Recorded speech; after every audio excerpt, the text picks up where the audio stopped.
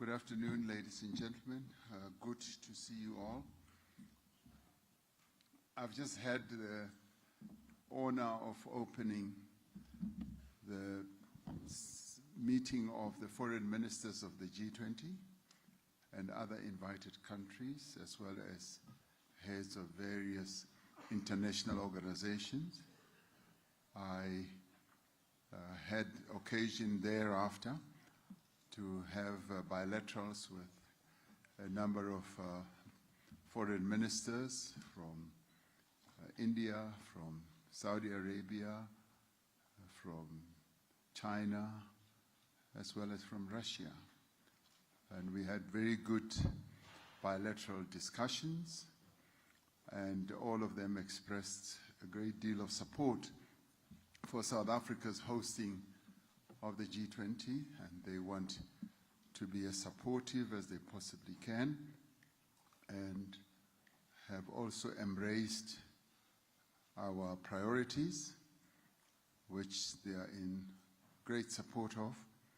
And that was heartening to hear all these important, and all countries are important, no doubt. And also I met the Foreign Secretary of the UK. So that was also a very good exchange, and we discussed a variety of issues, both global and national, between ourselves and those countries. So I'm rather pleased that I have had the occasion to be at this Foreign Ministers Summit and to have a very good exchange with them. South Africa, as I said, we are truly honored to have this moment and opportunity to head the G20.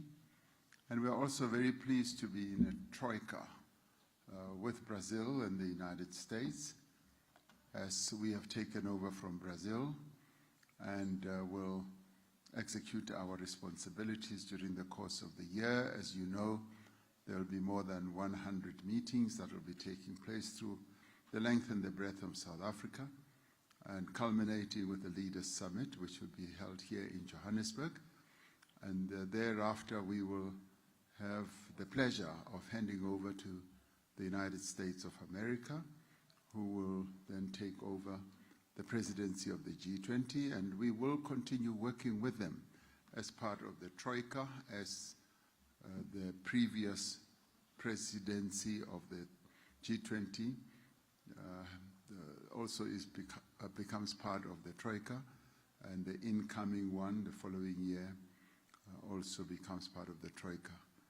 So we look forward to good cooperation and good interchange amongst all of us, and I do believe that the priorities and the themes that we have set out are clearly achievable, and already we're getting a good sense that there will be thoroughgoing discussions through a number of, if you like, sub-themes and various forums that will touch on various aspects of the priorities that we have set out through our various government ministries, as well as private sector, as well as social communities organizations.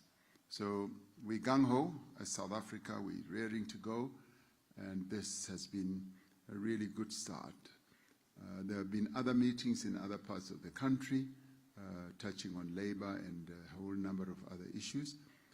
The next week it will be Treasury or Finance in Cape Town, and I will also have the honor to be present as they meet.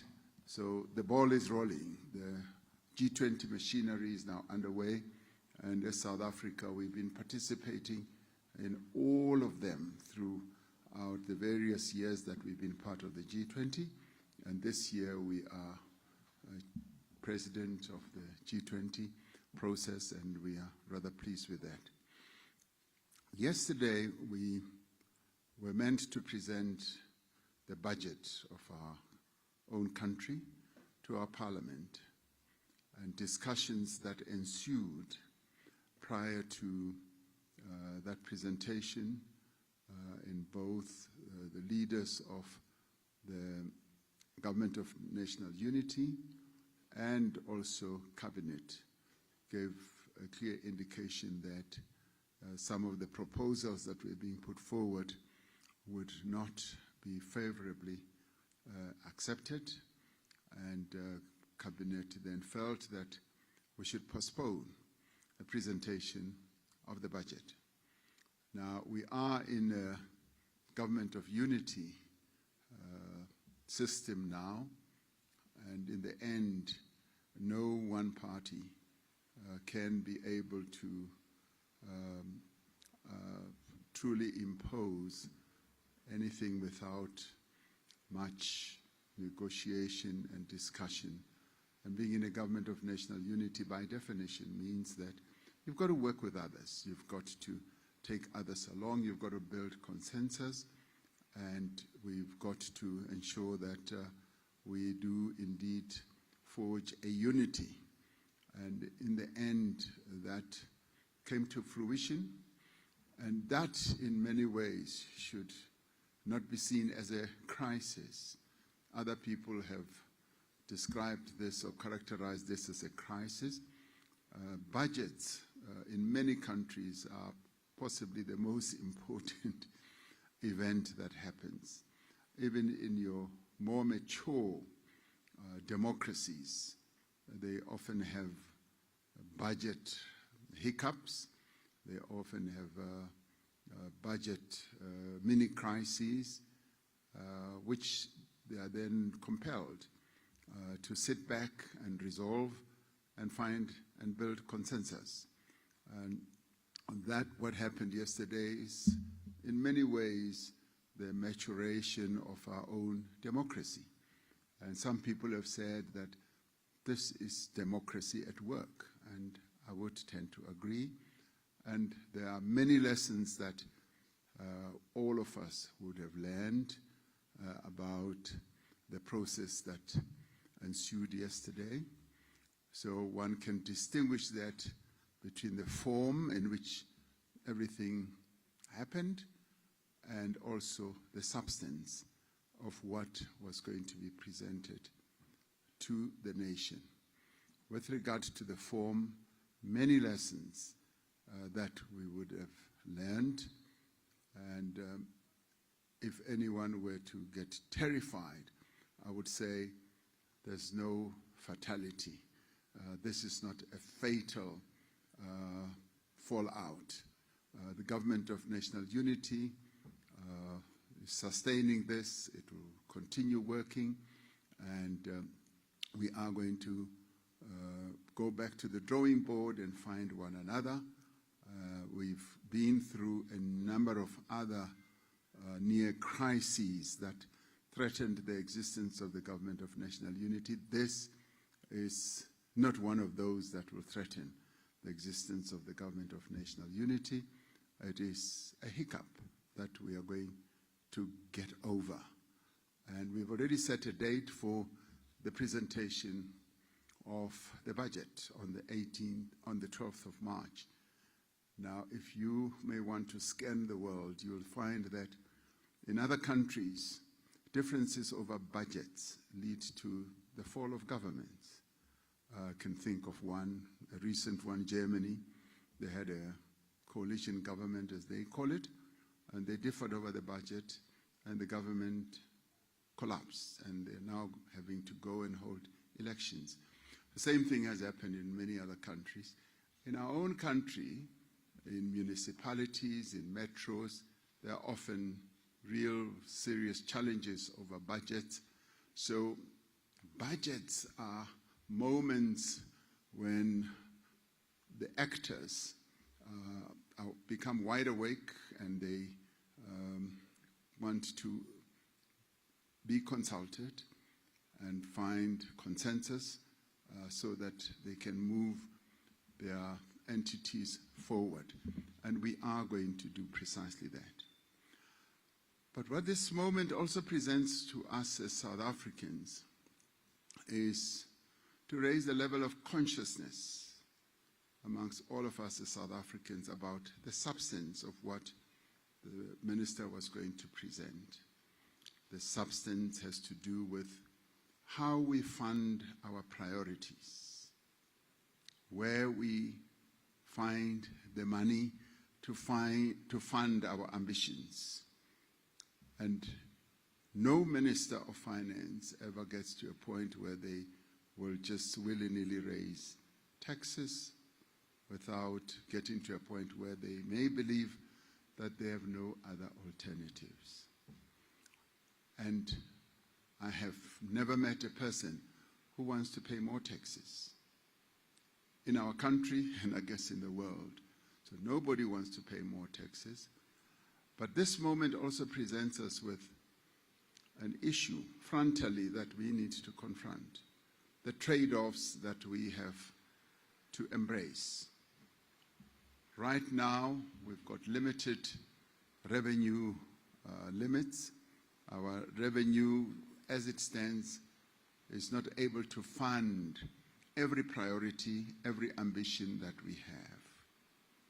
So the Minister of Finance scrounges around to find money. So, in the end, as South Africans, we therefore need to sit back and say, how are we going to stop? And I think the Minister of Finance sought to address this yesterday. How are we going to get over the budget cuts? How are we going to continue funding all our priorities? The public servant salaries, the teachers, the nurses, the doctors, and the SRD, the grants that we've been paying to unemployed people. So the debate and the discussion needs to ensue around issues like that. And I do believe that that leads us to a moment of becoming more economically conscious, economically more aware and knowledgeable as the people of South Africa, and be able to determine exactly how we want to give the people of this country a better life, and how we are going to proceed to deal with the challenges of low growth, of unemployment, of supporting the livelihoods of our people, and making sure that we do indeed become the country that we want to be. So those are the two issues. The one was the form in which it all happened, where lessons are drawn. The other one is the substance of our finances that we need to engage with as South Africans, as political parties, but I'd like to say even as South Africans. In other countries, particularly in your northern democracy countries, much of their politicking revolves around the economy, much of their politicking revolves around the budget and how money, public money, is going to be dispensed, utilized. And in our case, I believe that we need to mature to that level as well, where we will focus on the issues that really matter in uplifting the livelihoods of South Africans. And I see a silver lining in what happened yesterday, because it then delivers us to a moment when every South African, whether living in the township, the rural area, wherever, becomes more conscious and aware of how our livelihoods can be improved and how money can be utilized to achieve that objective. Other than that, we continue to foster the peace in the Eastern DRC, and the East African and SADC summit, the joint summit, resolved that the chiefs of the Defense Force should meet, and that meeting is soon going to get underway so that we can consolidate the ceasefire and ensure that there is peace finally in the Eastern DRC. There continue to be a number of challenges which are being addressed on an ongoing basis. And I rest my case when it comes to that. Thank you. Thank you very much, Mr. President. May I go home now? Thank you very much, Mr. President. What we often do as a practice when we have Q&A sessions, we honor the seniors, or rather the seasoned individuals in the newsroom. So we'll start with Mike, and then we'll come to Sophie. Mike? Thank you very much. I don't like that seasoned part, I must say. Mr. President, one of the issues in the G20 now and in the past has been divisions over support for Palestine and support for Israel. Yeah. To what extent is this a threat to the unity of the G20? Do I take one question after? Yes, there are different approaches to those two issues specifically, and various countries have different views, different thoughts, and in the end, Mike, Hannah, it's going to come down to what we say in the declaration. The discussions will ensue, and countries will express themselves, but in the end, some measure of consensus will have to be built, and it will revolve around the language that will be crafted to express what I would say is a consensus view, and it will, in the end, be a view that takes into account the different approaches. We have found that discussions over the declarations go on until the very night before the Leaders' Summit, when all countries then sign off. Last year in Brazil, we were able to finally get to a point where countries that did not fully agree with what was a general consensus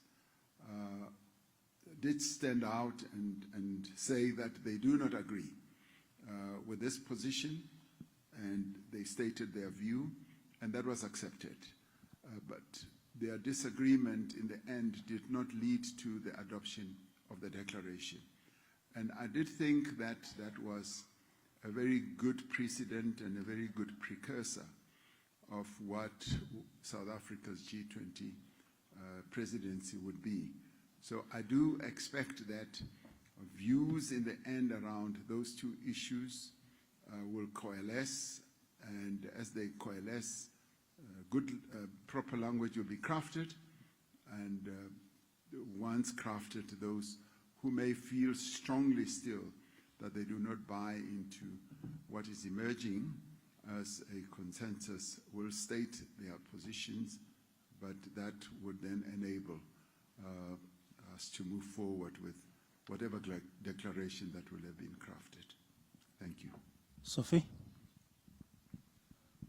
Thank you so much, Sophie Mkwena from the South African Broadcasting Corporation. Mr. President, the United States of America is the second largest trading partner of South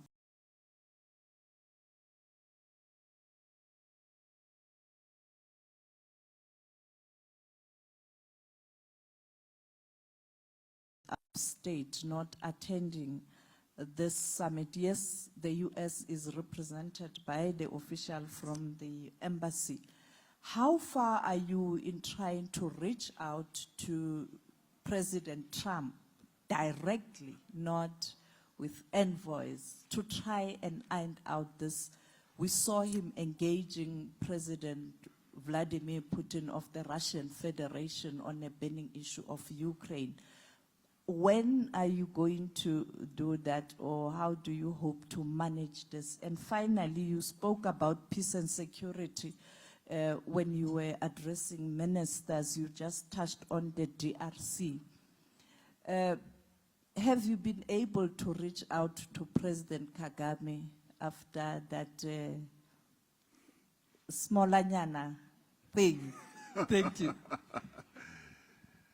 Well, the United States is our second largest trading partner. It's a very important partner in a whole number of areas in which we interface in the world, be it political, trade, diplomatic, you name it. We interface and relate to the United States in many, many ways. And because we live in an interconnected world, no country can ever say that we are not going to be doing things either together directly or indirectly.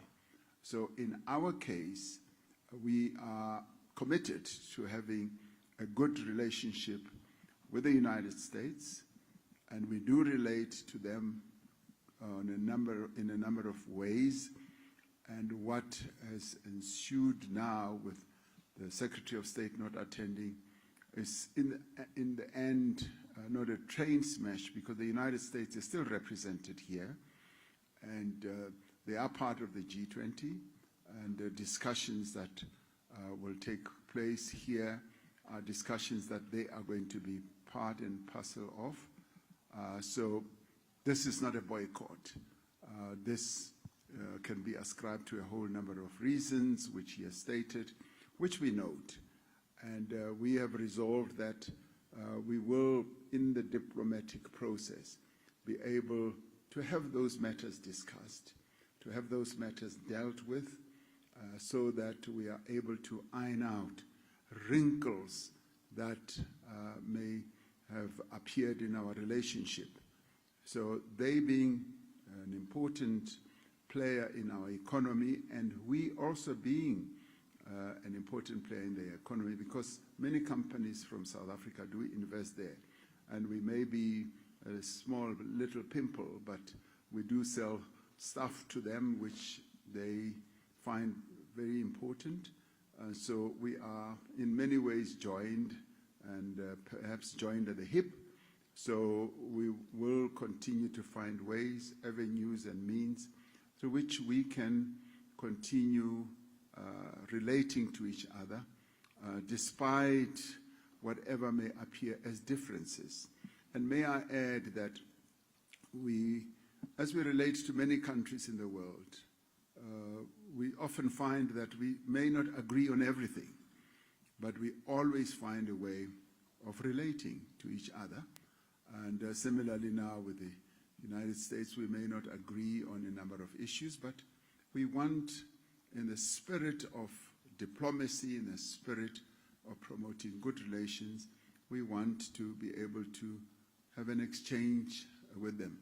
You want to know directly whether we are reaching out. I spoke to President Trump soon after he was elected and congratulated him, and informed him or reminded him that we are going to be having the G20 here, and they are going to have theirs the following year, so we will hand over to them.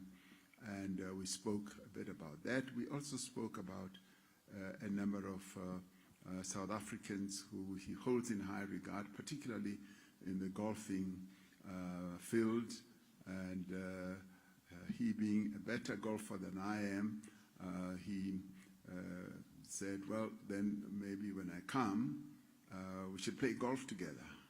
And I said, okay, I'll start practicing to get to that level. So our communications are good, and we will be building up all this as we continue addressing the issues that may appear to be difficult or challenges between us, as we do with all other countries in the world. We always find a way of finding solutions. I'm a solutions-oriented person, and I think President Trump is as well, and we will find solutions in this regard. As it comes to the DRC, we were very pleased that, as I said, the EAC, the East African Community, and SADC held their joint summit and came up with really good decisions, and that was followed up by the African Union, which endorsed the decisions that had been taken, and engagement continues. And as I said, we are looking forward to the chiefs of the Defense Force talking, or meeting rather, and beginning to lay the basis for the ceasefire to be installed in that part of the world. And as leaders, we will always find opportunities to talk, to meet, and I'm one of those who will never want to engage in an argument with the leader of another country in the public arena. Things are best handled when you deal with matters diplomatically and in a way where you find solutions. And that is my general approach. Thank you. Thank you, Mr. President. And in the interest of generational mix, Thando, just give the mic to Thando here. Can you have the mic over? Okay, great, thank you. Thando. Good afternoon, Mr. President. My name is Thando Mayako from the Business Day. So in your opening remarks in the plenary, you noted that in the G20 there is a lack of consensus regarding issues of global significance. My question to you is, how does South Africa plan to navigate the current geopolitical tensions while promoting African interests during its G20 presidency? And then do you think that the US Secretary of State and the US Treasury Secretary not coming for the G20 meetings is an indication or signaling that President Trump himself might not come for the Leaders' Summit? Thank you. The G20 presidency of South Africa gives us an opportunity, as I said in the plenary, to put the interests of our continent on the global map. We've often been a continent that has been relegated to the back, and I was quite frontal in saying that this is the time. The G20 gives us, as Africans, the moment to put our issues on the global agenda. And I do believe that we've got a cohort of countries in the G20 and those that will be invited who will be willing to listen to Africa's story, to Africa's narrative, which will not only be expressed by South Africa, but by the African Union itself as a member, as well as by those countries on our continent that we are going to invite. And believe you me, we are going to invite quite a few of them to come to be part of particularly the Leaders' Summit. So how will we navigate the differences that obviously currently exist?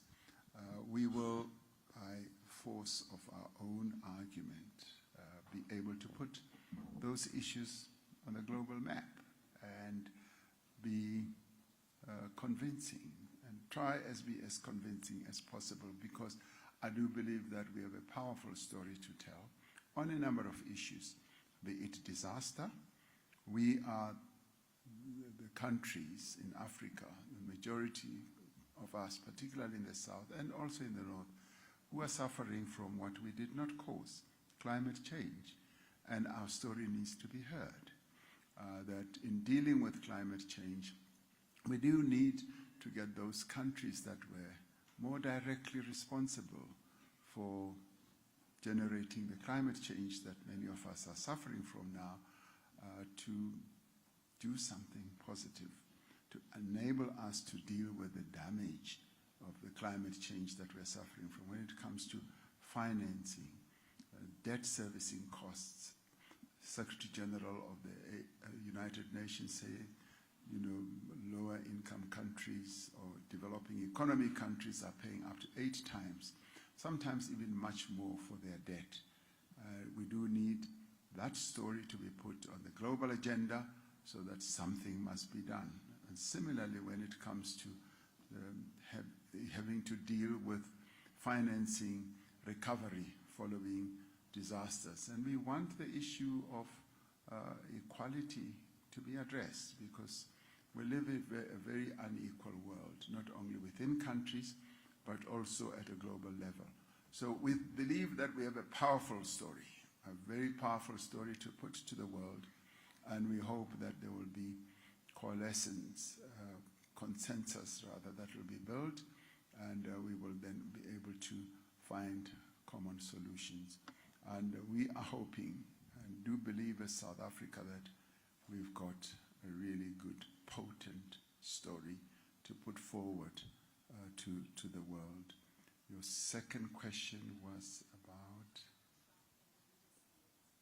Oh, yes.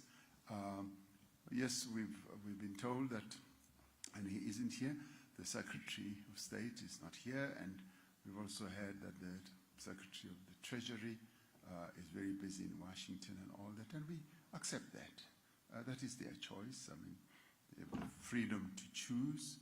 I sometimes don't attend certain summits. Get very busy, and I'm not able to, but we often make sure that South Africa is represented. So it's not often that my pretty face is that necessary, as long as South Africa is represented. So in the end, those who are able to come, we would welcome with warm arms, and as I said earlier, that we welcome them to the most beautiful country ever created, and that's South Africa. So when they don't come, they are missing out big time. But we are hopeful that we will have as many leaders as possible who will be able to come. The absence of, some leaders is not the end of the world. As long as the G20 family is able to meet, discuss important issues, and come out with a declaration. And that is what we aim for. The G20 is an important formation, and it has brought together the 20 key important economies in the world that have an impact on a huge part of the population of the world. So we believe that it is very important and store a lot of hope in the ability of the G20 to discuss issues. And so it acts as a family. And I think it is wrong to say if this one is not present, then its importance is diluted. It's never been. And some leaders in the past have not been able to attend the G20, but it moves on. It powers ahead and takes decisions. Thank you. Thank you. The last two, Nelly Payton, and then Vuyo Mvogo will wrap us up. Can we just get the mic to Nelly over there? Thank you. Thank you. Hello, Mr. President. Nelly Payton from Reuters. Following up on what happened yesterday, do you think that the budget will be significantly reworked? And what is your position on the 2 percentage point VAT increase? Do you support that? I'm not going to reveal to you what we discuss in Cabinet.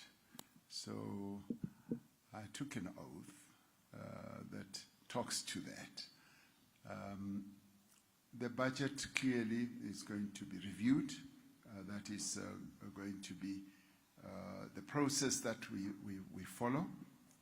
And in doing so, the Minister of Finance wants to move very quickly to start crafting what could be an alternative. But also, he will bring to the fore the stark realities that we face and the budgetary challenges that he has had to countenance in crafting the budget that he put forward.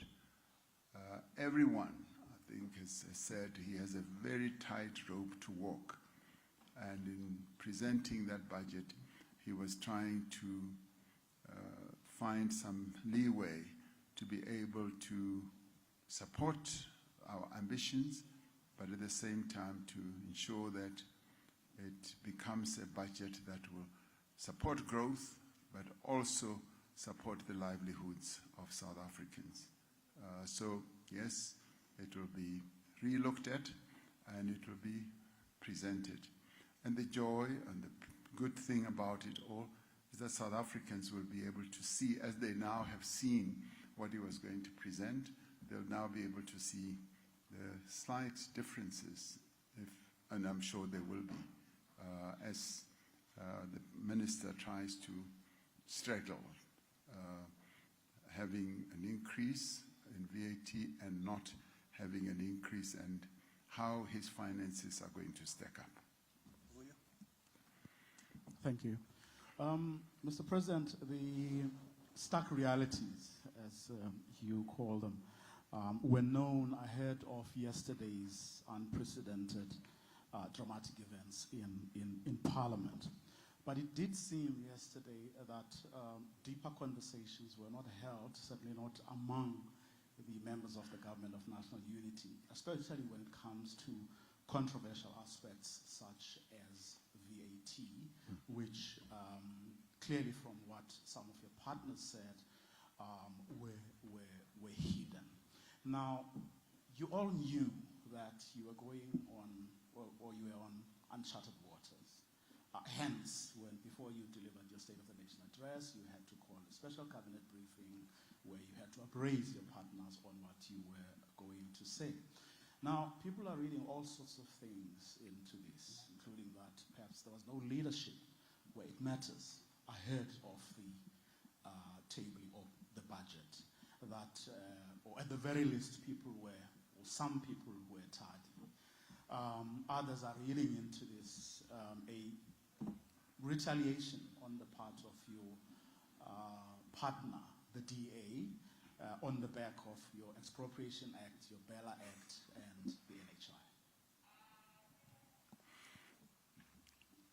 I did say in the beginning that there are two issues that were at play. It was the form in which everything happened, and there's the substance. And I do believe that what the form that evolved yesterday has done is to teach us a number of lessons. The Minister of Finance, and this happens in many countries, on dealing with tax matters, finds it very difficult to be talking too loosely about it, because it leaks out into the markets, it has a negative impact. And that is what has always been the tradition. So yesterday taught us another important lesson, and which we are going to draw a lot of information from. And that is going to be a process that will lead us to say exactly how we navigate all these processes, particularly where we are in the Government of National Unity, and also dealing with the challenges, as you correctly say, that we are dealing with. But what is more important that we need to focus on is the substance. The substance is what, for me, is more important. What happened yesterday will pass. It happened, and it will come to pass. We now need to buckle down and say, how do we then deal with the challenges that the country faces? I know there's a temptation for people to, be heated up, be hot under the collar and focus on the issue of yesterday, and said there was no leadership, there was no consultation. Yes, yesterday happened. It has given us a lot of lessons, but we must move on. And in moving, we cannot dwell on what has happened. We must now ask ourselves, how do we, one, draw lessons from what happened, and two, how do we then deal with the substantive issues? And this is where I want us as South Africans to focus our attention on. In dealing with yesterday, the government has not collapsed.